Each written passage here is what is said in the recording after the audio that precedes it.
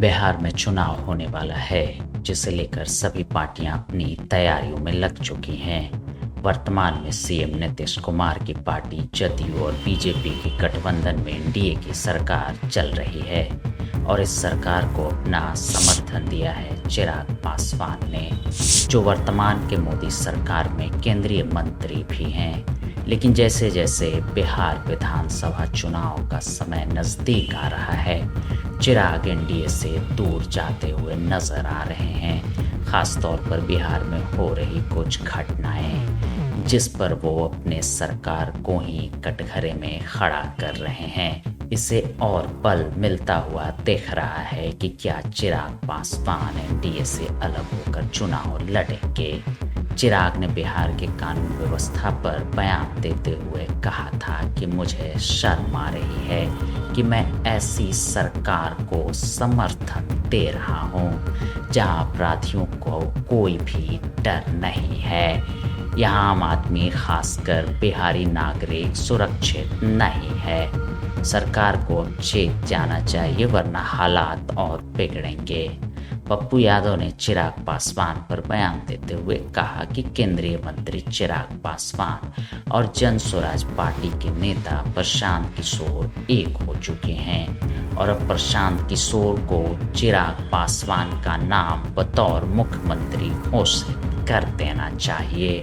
उधर प्रशांत किशोर किसी से कोई भी गठबंधन की बात को हमेशा से नकारते रहे हैं। चिराग पासवान ने पटना में मीडिया से बातचीत के दौरान कहा कि यह बात सही है कि इन घटनाओं पर कार्रवाई भी हुई है, लेकिन सवाल है कि ऐसी घटनाएं घट क्यों नहीं रही। अब तो लगता है कि प्रशासन पूरी तरह घटनाओं को रोकने में नाकामयाब है। अगर ऐसा ही चलता रहा तो प्रदेश के लिए आने वाले दिनों में ये बहुत भयावह परिस्थिति पैदा कर देगा। राष्ट्रीय जनता दल राजद के नेता तेजस्वी यादव ने भी चिराग पासवान के बयान पर तंज कसते हुए कहा कि वह भी सरकार के ही अंग हैं। चिराग यह दिखा रहे हैं कि वह कितने कमजोर हो चुके हैं। अगर आपको लगता है कि बिहार में अपराध बढ़ गया है, महिलाओं का अपमान हो रहा है और घिनौनी घटनाएं बढ़ रही हैं, तो उस गठबंधन में क्यों हैं? चिराग पासवान को कुर्सी से प्यार है। उन्होंने और कहा कि आप इतने कमज़ोर कैसे हो गए कि सरकार में रहकर भी कुछ नहीं कर पा रहे। हालांकि चिराग कभी 243 सीटों पर चुनाव लड़ने की बात कहते हैं और फिर कुछ दिनों के बाद ही वो 2025 चुनाव में नीतीश कुमार के फिर से सीएम बनने की बात को दोहराते हैं। दिल्ली में केंद्रीय मंत्री चिराग पासवान ने कहा, जो लोग इस मंशा को रखते हैं कि एनडीए की ताकत को कमज़ोर करके वो अपनी राजनीति रोटियां सेक लेंगे, ऐसा कतई नहीं होने वाला है।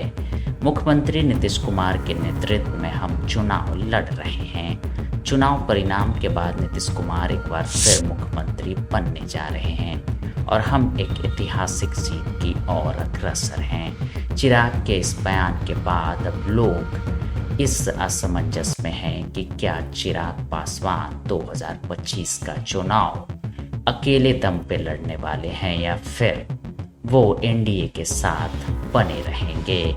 लेकिन लोकसभा में चिराग की पार्टी के 100 के स्ट्राइक रेट को देखते हुए और उनकी सभाओं में लोगों का जन सैलाब ये दर्शाता है कि चिराग पासवान बिहार की राजनीति के एक महत्वपूर्ण फैक्टर हैं। अगर वो कोई भी फैसला लेते हैं तो उसका असर बीजेपी और जदयू को सीधे तौर पर होगा।